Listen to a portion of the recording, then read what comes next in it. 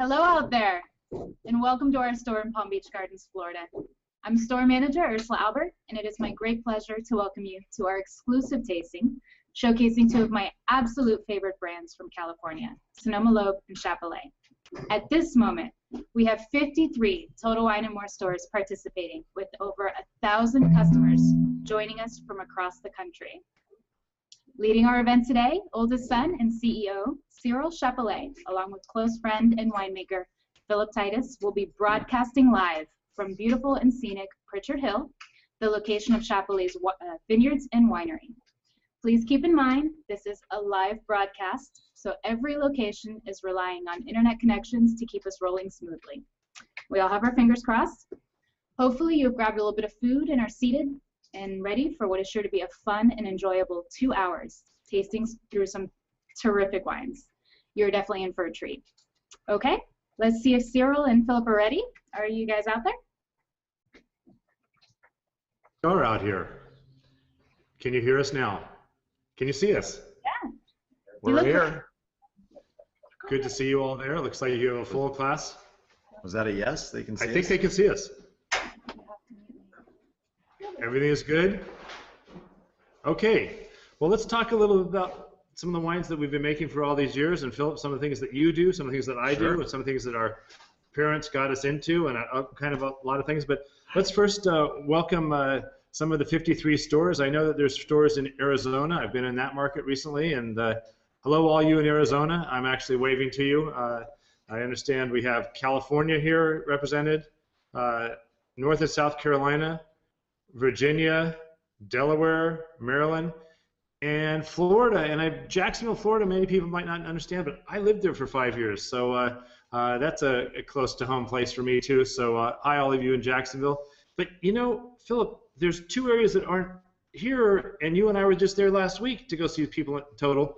And I think you were down in New Mexico. Yeah, I was in Albuquerque for the first time ever, and it was I fell in love with Albuquerque. I really liked it, not just because I watched Breaking Bad, but you know, Albuquerque's a great city. So I'm sorry they're not here, but they really made me feel at home when I was there. Well, and I was up in Washington State, up in Seattle, and I got to have some time with some folks up there. And I'm sorry they're not all with us, but in case any of them are listening by some weird way, hi to you guys too. So Total has been a great partner for years and years with us, and they've helped a lot with developing the Chappelet brand, but specifically the Sonoma Lobe brand.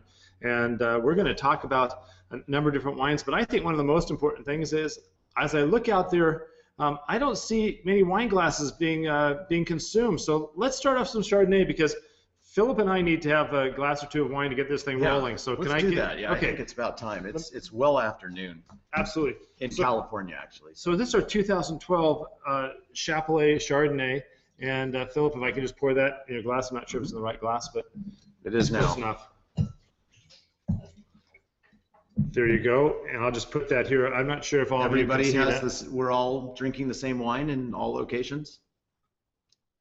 I'm going to assume so. I hope so. Well, they're drinking something that looks like it. So, boy, this smells terrific. Yeah. So, Chappelet has been making Chardonnay since the very beginning. When the Chappellets bought the property here, there was, along with many other varietals besides Cabernet. Now we're essentially growing all Bordeaux varietals on Pritchard Hill. But back in the 60s, when the vineyard was planted, everybody kind of planted all varietals on the same piece of land. So at the time, it didn't seem strange to have Chardonnay planted right next to Cabernet. Whereas since then, we've learned a lot more about grape growing, and we've moved our Chardonnay production off of Pritchard Hill to very cool, the coolest parts of Napa Valley, southern Napa Valley, Carneros, and American Canyon. So the 2012 Chardonnay is really what we've been doing for about the last 10 years or so, when we moved our production to these new vineyards. And they're great, cool climate, windy, foggy locations in Napa Valley. Believe it or not, it actually does get cool here, not so much on Pritchard Hill. So, and we've partnered with the Laird family to make this, another farming family like the Chappellets. You know, it's kind of interesting, Philip. We need to talk a little about the history of where you and I are from and kind of how fortunate we are because really of our parents. I mean, I think that it'd be hard to say that you and I ended up here independently. I mean, it was really.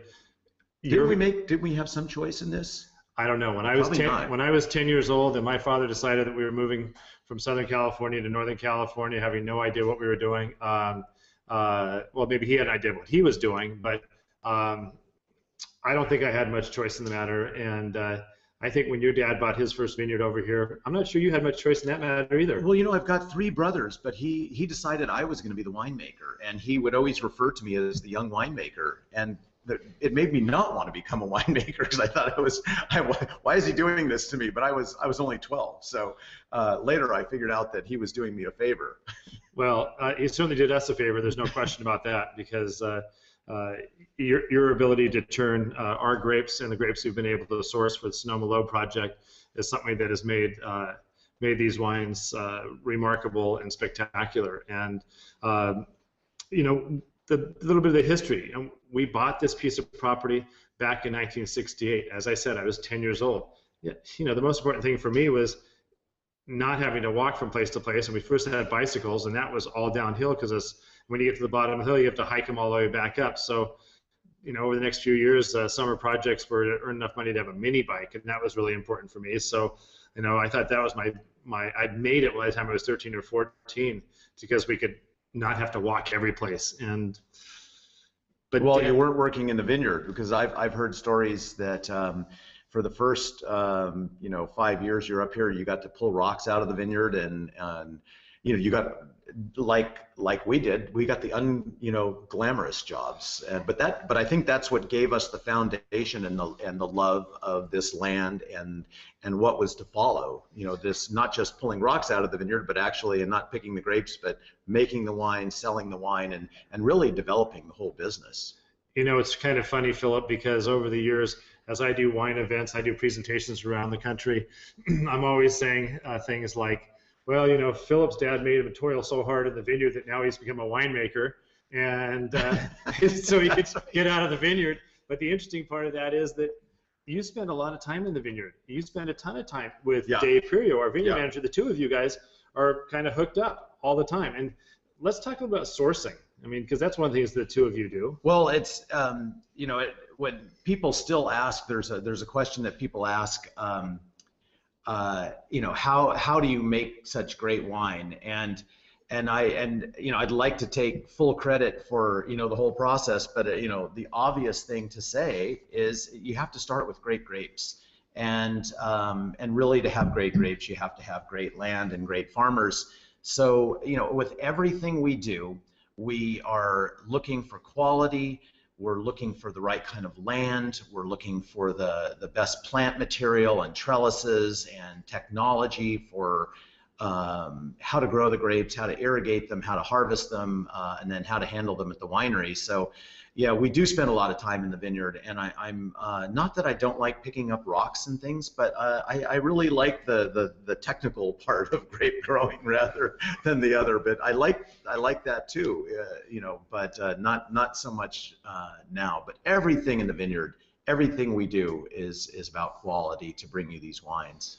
You know, it's kind of interesting. As you were talking about it, I was thinking that when I was 10, 11, and 12, it was usually John, Mark, and myself. We were the two older brothers, and we were given the jobs that were kind of like not good enough for the vineyard guys to do, and something that kind of needed to be done. And one of the ones I remember was hoeing weeds. And when you're 12 and 13 years old and you've got a vineyard that's 100 acres and you're just told to start at one spot, it's kind of like counting sand in a desert. There's no end to it, and it was just endless. And there was nothing. The weeds have already started to grow once you finish. They're already. So there's nothing rewarding about it. So I'm really much happier drinking the wine now than I was making. So one of the questions I have is that, can I see a thumbs up from people out there if you like Chardonnay? Okay.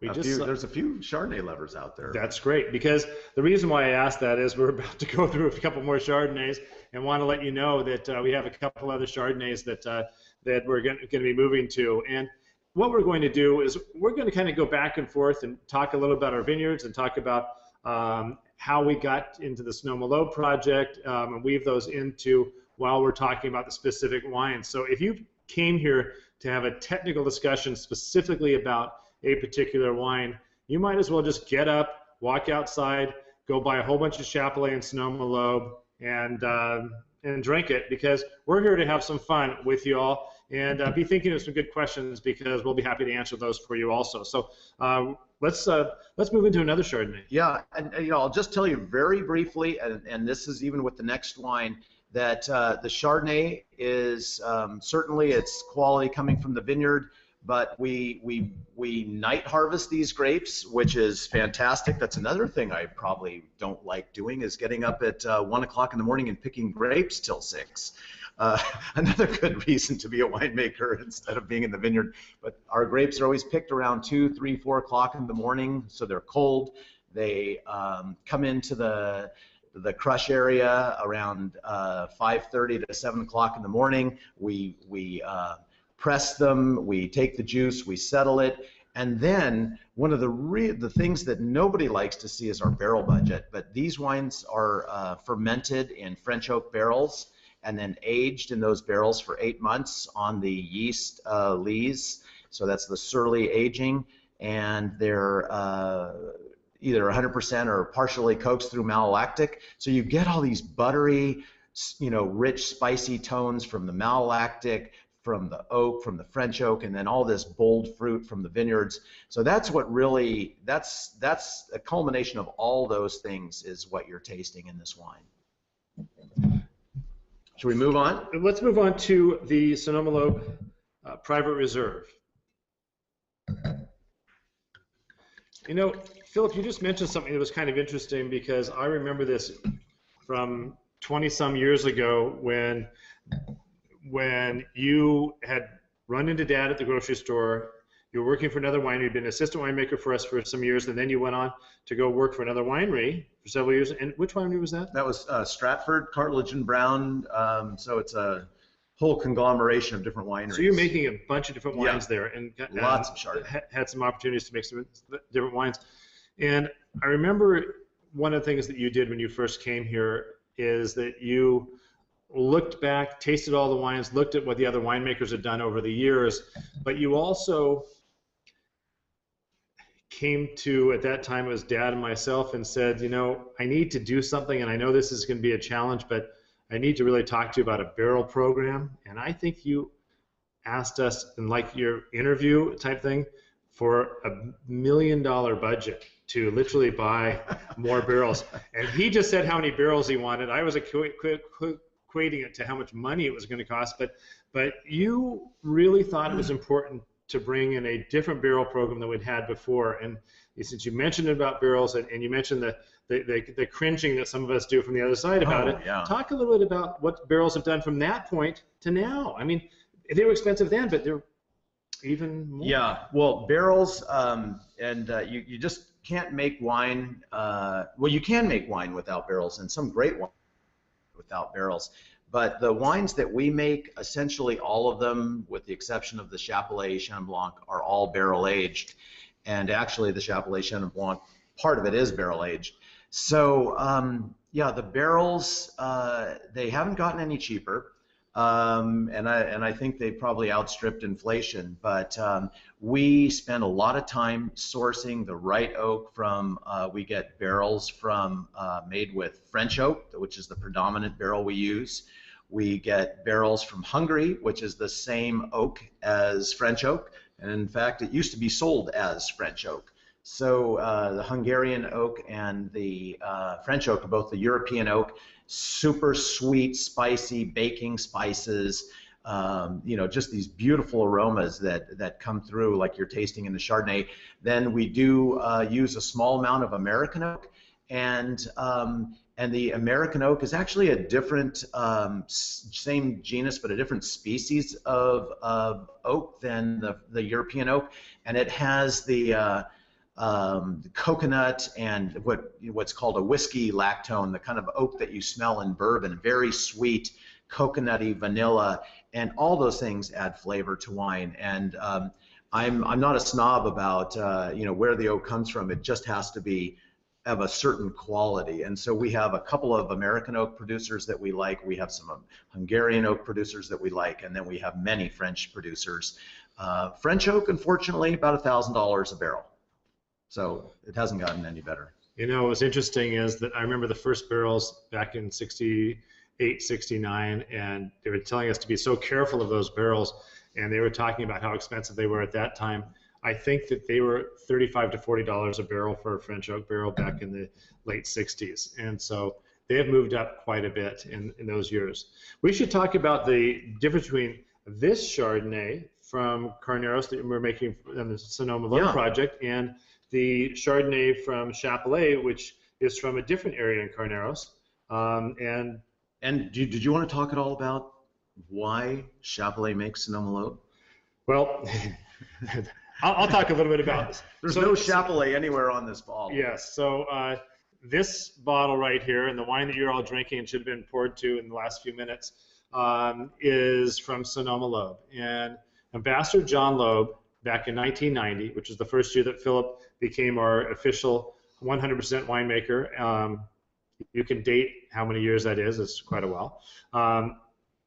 He built a relationship with Ambassador Loeb, or Philip and Ambassador Loeb built a relationship with each other, and with the idea that Philip would become his winemaker also, but would make his wines at Chappelet. So for the last 20-some years, Philip has been making this wine for Ambassador Loeb at Chappelet, and we've gotten to know it very well. You've gotten to know it intimately in every level, and a couple of years ago, Ambassador Loeb came to you saying that he was kind of getting tired. Yeah, he was at 81. He said he was tired of running the winery, and I think appropriately so.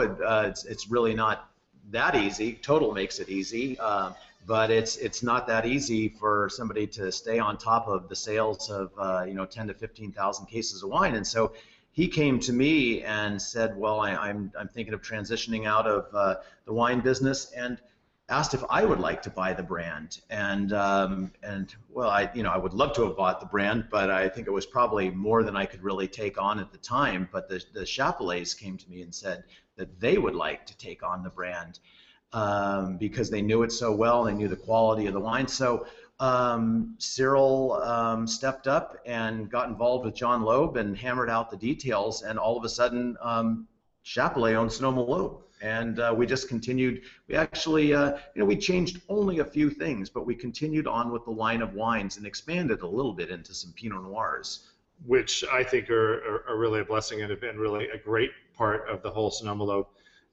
package here. And it's interesting. This wine is so lovely, and I think it's once again, it over delivers. I think it's one of the things that we've always tried to do. And one of the things that some people might not know out there is that, Philip, you've got your own brand. There's a Titus brand out there too. There is a Titus brand. And when you they all know Eric. I think everybody okay. knows my brother Eric. That's total. So Eric's the legs who run around the country making Titus wines work, and Philip is the winemaker, little old winemaker basically at the winery doing it. But the two of them get together for all their blendings and tastings, and also they use a mixed blending group of our folks too to do their blendings and to deal with that part of it. But it's all part of the bigger package that when Philip said he's got a lot of irons in the fire, he's got a lot of things going, it's for him to take on the Sonoma Loeb on his own, add that to the Titus and the Chappelet brand, evidently was more than he wanted to deal with, but we were always in for doing one more project, so yeah. So we'll do it, and we're thrilled. And the beauty of John Loeb has his own vineyards in Sonoma County, beautiful vineyards in Alexander Valley and Russian River Valley. And so when we first started making the wine, we were using his grapes, and then we also sourced some grapes from the Robert Young family, which is right next door to his property in Alexander Valley. So that's high rent district out there. And then also from the San Giacomo vineyard in Sonoma. So that was our very first year making these wines. And as time went by, we really focused for this wine on Carneros. And we had a number of vineyards in Carneros that we were purchasing fruit from, but always the San Giacomos. But we've really then focused more and more on the San Giacomos. We know them really well. They were able to give us additional grapes over time and better quality blocks and better clones. So as time went by, we really focused on this wine on the San Giacomo vineyard, and starting with 2013, it will be vineyard designated as San Giacomo Vineyards. So that is very exciting for us and for them. They're really all behind it. So Carneros is it's just across the Napa County line to the south. And very cool, very windy area, lots of fog. Not so nice of a place to live if you don't like wind, because every afternoon the wind kicks up and blows till dark. But that's what gives the wine its character. A little bit of adversity, but very cool climate, very slow ripening. And the wines just develop a lot of character and maintain this bright acidity, enough acid and low pH that we can put the wine through malolactic after the barrel fermentation. So, really big cheers to the San Giacomos for taking care of us in Sonoma Loeb all these years, and we're really proud to put their name on the bottle. So, this is the second Chardonnay. As we move through, there's going to be an additional Chardonnay. We're going to get into the Envoy after we've tasted this. So the next wine is going to be coming with the Envoy. But we don't want to forget the little sister or little brother to this, which is the Sonoma County Chardonnay, which is the value proposition at every level. Yes. There's no question about that. And even though we don't have that here, we should talk about it. It looks just like this, except it says Chardonnay on it instead of Pinot Noir. It's the yellow label that you'll see all around the Total stores.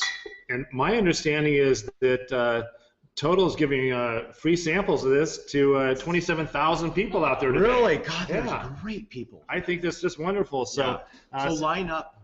Yeah, get out there in the other stores, get out there and enjoy it. So I recommend it highly. By the way, in case it's not quite free, I don't want to get in trouble with Total, but I'm sure that's what they meant it to be, even if I have to cover it. So let's move on to the Envoy. We're going to send you the bill. I know. So, okay, so we're going to go from here to the Envoy, and I have that right here. And why Envoy, Philip? What's the... I mean, it's got a pretty big name here. Yeah. So what was John Loeb doing? This is a little trivia. What was John Loeb doing before he started Sonoma Loeb? Well, he's got quite a history, and the family has quite a history. They've been living and doing business in the United States. I think their bio says 300 years. I mean, I can't do the math, but it takes them way back into the 1700s. They actually came to the United States in the 1700s, and originally, this is a great story, so this is going off a little bit, but they were cotton brokers. They actually had two brothers, John's great somethings, grandparents, both brothers from Germany ended up marrying sisters from Germany. So the two brothers married two sisters. They were in the southern United States where they had stores, dry goods, and not Appalachia. No, I think it was Alabama, actually. Well, that's where families get to know each other. Well, he's come a long way, but nothing against Alabama, since I've actually never been there. But when people couldn't pay for their groceries, they would pay in cotton. And you guys didn't know this, did you? I'm learning something. As more and more people were giving them cotton for their groceries and dry goods, they became cotton brokers. And they're quite the business people. They ended up becoming the largest brokers of cotton from the United States in the, I believe, the 1800s. And I've seen great pictures, big long beards and hats and everything, and they're cotton brokers. And during the Civil War, they tried to get out of the South, and they did, and they smuggled their money in gold out of the South to the north and moved to New York, and apparently they put the gold in the bustles of the women's dresses. And that was how you moved gold around when you didn't want people to know about it back then. I'll be looking for somebody's bustle, that's for sure. And they, well, yeah, like, and so they moved to New York, and John Loeb, years later, fast forward, became an ambassador to the Kingdom of Denmark and to the United Nations. This was in the 1980s. So I'm sure we missed a lot of the family history in there, but it's quite illustrious, and it's a great thing to read. So, that's a great way of coming around to why Envoy. Envoy is paying homage to John's time as an ambassador to the Kingdom of Denmark. So this wine, this is our top Chardonnay from, it's really the flagship, and what makes it different from the others, we taste all of our wines blind. We know where the bodies are buried in terms of quality. But for this wine, we select the very best lots from, it's also a Carneros vineyard. And this wine has been called sexy at times. And so I'm just passing that on. I'm not, maybe that's why it's cost more than the others. I use hedonistic. I like those terms too. I mean, let's use a bigger word. I think sexy is good too. Listen, whatever it takes. With wine, anything goes. We don't limit ourselves, but yeah, hedonistic and really just an amazing wine by itself. You can have this with food, or you can just have it alone and have it with friends. But we take the very best lots, and we do something different here. We age this wine just for additional flavor. It's aged not just in French oak, but it's aged in French, Hungarian, and American oak. And we really play with all the different forests and toast levels and flavors that we can create. So we're looking for diversity, we're looking for intensity, and that's how we come up with this wine. And believe me, it's fun to make when you're working with that kind of raw material. And the people that I work with in the winery, we sit around and blend this wine, and we're like, oh my God, this is great. That's the final product. Well, it's got to be fun to make a product that people really enjoy. And as I'm sitting here looking at, 1,500, 25,000 people out there who are listening to this broadcast, telecast video thing, I just have to think of our president using all those teleprompters. I'm not really good with these teleprompters and trying to stay on a sketch. There, good to see you, ladies. Thank you. I knew that you were out there. I've got some people waving at us, and hi, you guys. Hello, everybody. So you can hear us. Hi, Ursula. How are you? I'm not really good about staying on a script, so if we wander a little bit, if we get over onto family stories and talk about our grandchildren and people that we have no idea who they are, well, just go with us, okay? And you can correct us on the stories a little later, okay? But I think this wine is really lovely. This is a wine that I'd pay substantially more for it if we hadn't bought the winery and could get it for free. I'd pay a lot for it, but I think that this wine is remarkable. It's kind of got a bigger mouthfeel. It's got very, very lush. Really got some nice flavors in it. Yeah, and I think there's a whole range of tropical fruit here. This is a little bit techy, but when we talk about, Chardonnay comes in all kinds of different flavors, and it's due to the different clones of Chardonnay and the different growing conditions. But we use for the private reserve, and then especially on the Envoy, we use the Hyde clone, that's really the holy grail. That's the clone now in California, if you can actually get it. Hyde clone, Robert Young clone, and Wente clone. These are low yielding plants with, the clusters are half the size of if you got some of the more typical clones of Chardonnay. They're little tiny berries, and they just have this wonderful intensity and rich mouthfeel. Growers don't always like to grow them because they don't get much per acre.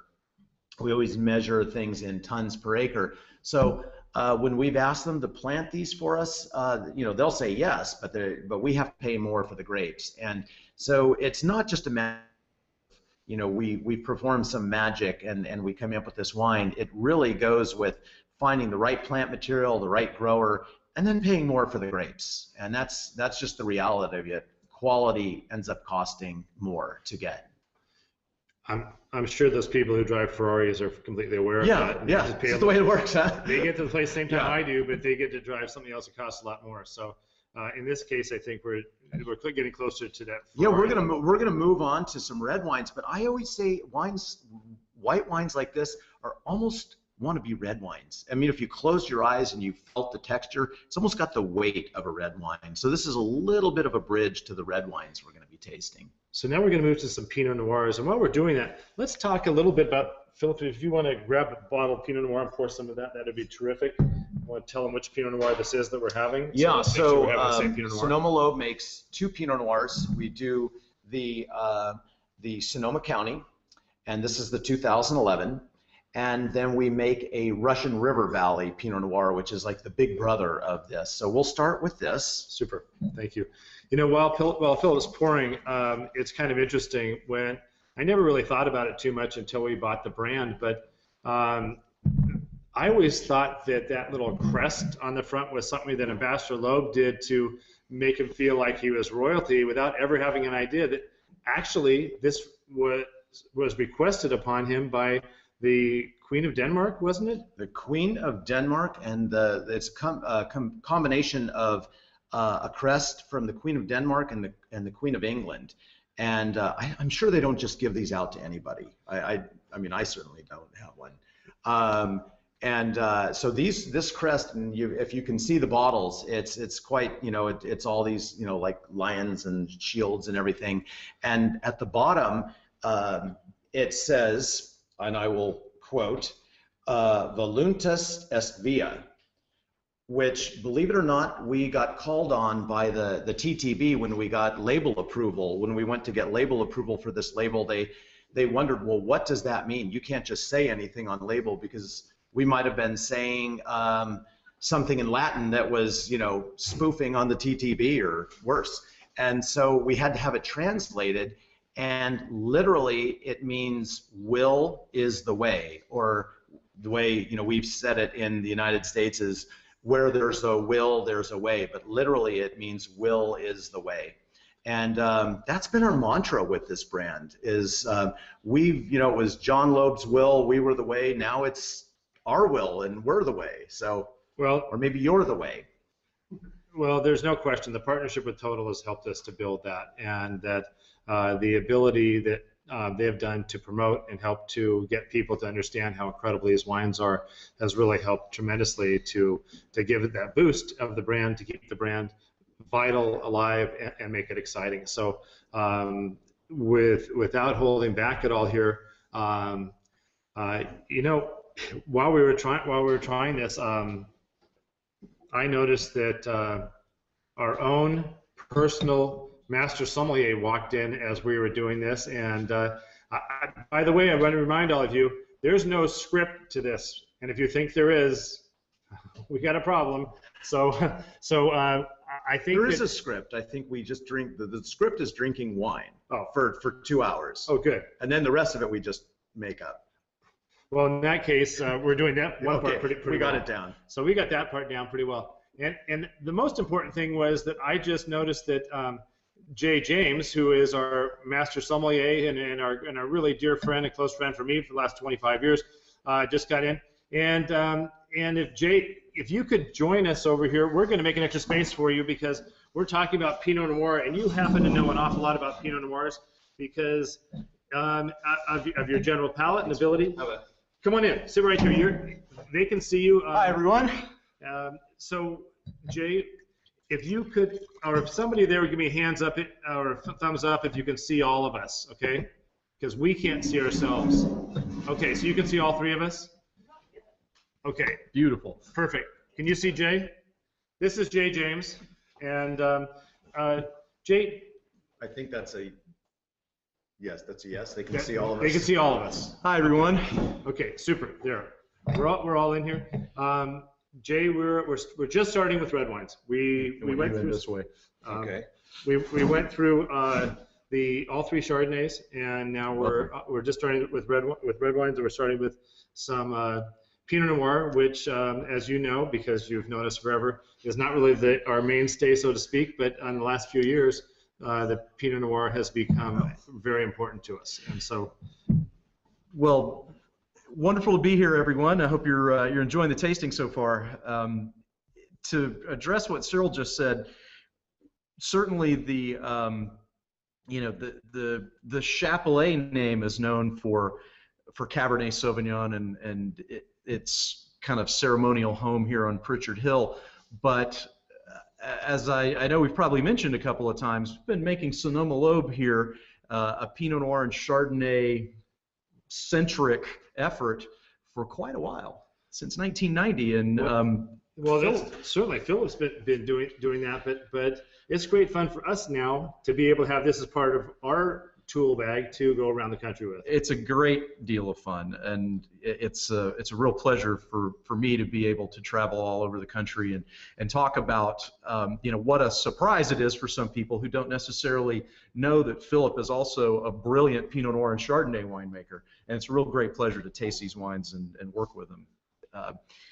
So we are tasting the 2011 Sonoma Lobe Sonoma County Pinot Noir, which is sort of it's one of the two wines that's kind of the foundation of the line. This is, as you know, I know we were talking just a second ago about where our grapes come for this. You want to elaborate on that a little bit? Yeah. So really a big part of our sourcing program for grapes is you really have to work with good people. You have to have good land, you have to have good people, and of course everything in the vineyard has to be taken care of really impeccably. But here we have a combination of a vineyard from Franz Valley, which is a little tiny offshoot of Knights Valley, and really Knights Valley is a fairly small appellation in Sonoma County. And it was, Franz Valley got its name from a Captain Franz who saw the property in, I think, the 1850s. And he was a sea captain, and he sailed into San Francisco Bay and into San Pablo Bay and up the Petaluma River and docked his boat and went to Sonoma County and saw this piece of property and fell in love with it. So, I think it's kind of unusual for a sea captain. He sold his ship and bought this property and farmed there in the 1800s. He harvested timber and then grew hops, I believe. So I think, originally they're in the beer business, I guess. And it ended up staying. It actually was sold outside of the family and then purchased back by the family. So the Parrs, who own it now and grow these grapes for us, are descendants of Ken Parr's wife is a great-great-granddaughter of Captain Franz, and there's probably another great in there somewhere. But so this is a very special little place in Sonoma County, and then that makes up roughly half of it, and the rest of it comes from the Russian River Valley. So it's quite a nice combination, and you really see the the color, the character of the wine, good intensity, good Pinot Noir character. I think there's beautiful fruit, nice little bit of, what is a master sommelier? How do you describe Pinot Noir? Well, I was going to jump into that kind of behind a very brief explanation about tasting. And, I saw a couple of comments come up a second ago that everybody's sort of wondering what we're smelling and what we're tasting. You'll note that we're using a special shape of glass here for both the Chardonnay and the Pinot Noir. This is kind of known out in the restaurant world as a Burgundy bowl or a Burgundy wine glass, because Pinot Noir and Chardonnay both really find a wonderful home in them, and this glass shape helps kind of concentrate the aromas. So if you notice us kind of going back and forth between taste and smell, what we're beginning to do is pick out some specific descriptors that that we think are present in this glass. And one of the things that always comes out to me in this particular wine is a note of cherry cola. It's just got a really wonderful sweet fruit. There's a really kind of bright cherry, almost a candied cherry kind of aroma to this that is often talked about being present in Carneros wines as well as different parts of Sonoma Pinot Noirs. This one certainly has it, but it's got layers and layers of other things that keep it from being, sort of a simple tasting approach. There are layers of, sort of dried leaves and things like leather and all these sort of just wonderful, rich, earthy tones. There's a special kind of earthiness that Pinot Noir has that Cabernet, when Cabernet is earthy, it's one kind of earthiness, but Pinot Noir has the most lovely earthy character to it, and I sometimes I don't have the words for it, but it's just so much part of Pinot Noir, the complexity of Pinot Noir. One of the terms that you'll find the master sommelier world using to describe Pinot Noir, especially of this kind of style, is forest floor. Now that's a weird term. What does that mean, forest floor? Well, it refers specifically to the kind of aromas that you might get if you were in like a deciduous forest, a forest that's got oak trees and maple trees and poplar trees and things like that, leaves that fall, not evergreen. And those leaves will kind of blanket the floor, and then they get rained on during fall and winter, and they start to turn back into dirt and kind of compost-like. And there's a really wonderful, kind of clean yet earthy aroma that comes up from that. Almost like it's just rained or something, and then you smell the forest. Yeah, exactly. What it sounds like to me is like we're in Hobbit land. It sounds like those guys, Frodo and those guys running around with their little fat feet on this stuff in those moist climates, where I'm sure that's what it smelled like when they were down in New Zealand making those movies. But sounds like it's just this amazing place.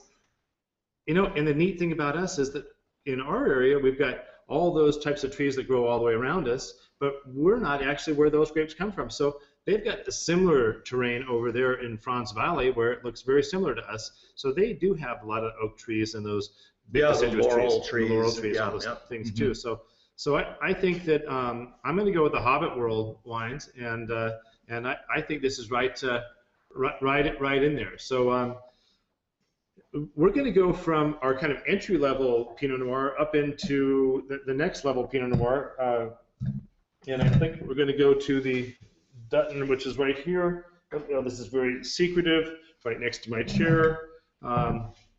Yes, we have another glass for you, my guest. Why, thank you. Absolutely. Very kind of you. Allow me. By the way, I want to let you all know, we want you to pour early and pour often. We think that's very important. It's kind of like voting if you lived in Illinois. That's where Obama came from, and you know how he got there. Somebody voted early and voted often. This is not a political statement, by the way, so we're going to move right on from politics to something a little bit. Let's talk about wine. Yeah, don't mix. After the first glass, don't mix politics with wine.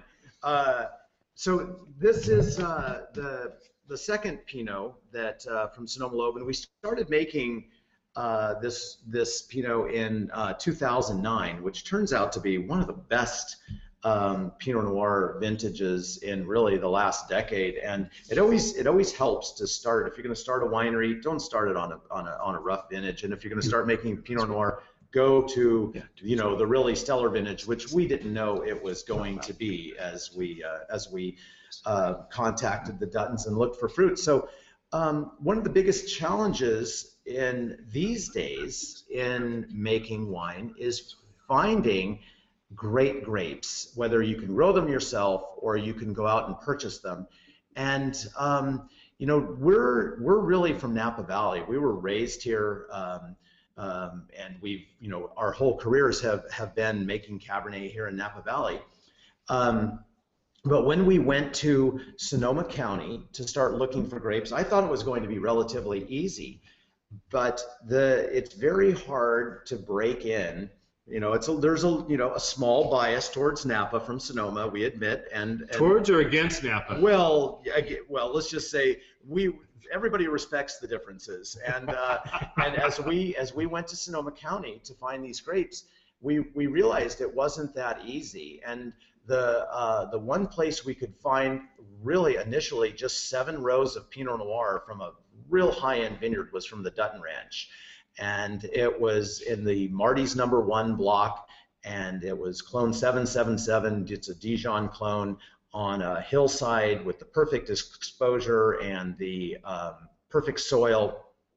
And so we started out very, very small with this production. And over time, as we've gotten to know the Duttons, and ironically, the San Giacomos made an introduction to us with the Duttons, and the San Giacomos said, these guys are really good people, sell them more grapes, and that's what they did. So it pays to be in with the local farmers and be one. Well, we're pretty fortunate to have great relationships, and that's something that you and Dave have built. And to be able to have farmers who are 5, 6, and 7 generations over in Sonoma, we're only into our 2nd generation here, and if we do this right, maybe somebody from 3rd generation will be taking our place and doing the same thing we're doing now. They better. I hope so. But you know, those relationships really seem to be critical, because as we've gone over the years, you've been able to continue getting better and better blocks through those relationships. I think that as you said earlier with our initial Chardonnay, it was really about getting the very best fruit, and that once again is so important to us. And we've been very lucky to expand each year. We picked up a little more from the Duttons, and we've upgraded whenever we could. But these people, the Duttons, really know. They're great farmers. They're 5th generation farmers. They've grown anything you can possibly grow in Sonoma County, including sheep and hops and apples. And it just turns out that their land is just some of the very best land for Pinot Noir. They're only about 20 miles from the Pacific Ocean, so very cool, very foggy, very windy. When it's 100 degrees in Napa and we're ripening Cabernet, it's 80 degrees there, and some days they don't even see the sun till 2 o'clock in the afternoon, which sounds really good when it's 100 degrees over here. And it sounds really good to Pinot Noir. That's really what Pinot Noir and Chardonnay both love. They really thrive in cooler climates. In California, they really respond to that heavy fog blanket and a really kind of tighter change between the high temperature of the day and the lower temperature of the night. Cabernet likes a bigger swing, and it seems to respond better to that, which is one of the reasons that we don't grow Pinot Noir here on the hill. Yeah, peak day, it's just too warm in most of Napa Valley. But the great thing about making Pinot Noir is, when we first started making Pinot Noir, one of our employees here kind of was a little worried, and she said, like, well, do you really want to start that? Like, we were opening Pandora's box, like something might, bad might happen when we started making Pinot Noir. And my response was, well, I'm not going to throw my life away over this. I'm not going to become addicted to making Pinot Noir and move to Oregon. That I was firmly rooted in Napa Valley, and Russian River wasn't so far to go. It takes about an hour and a half to get there from here, and really, in my mind, the quality is even better.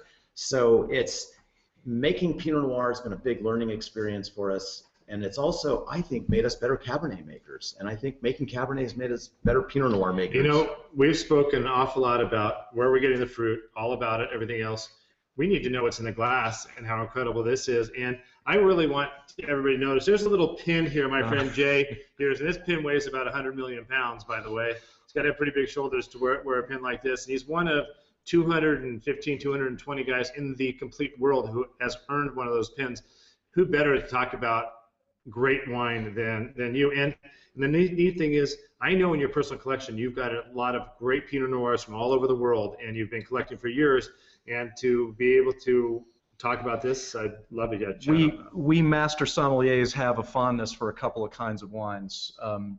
Rieslings, German Rieslings, Austrian Rieslings, even Australian ones, and Pinot Noir all over the world kind of lead the list. And so, we become really incredibly, geeky and intense about these snobs. Wonderful wines, but not snobby about it, because one of the things that's beautiful about Pinot Noir, and it's becoming more well known, is that we can make world-class Pinot Noir not just in Burgundy, but in California, in Oregon, in New Zealand.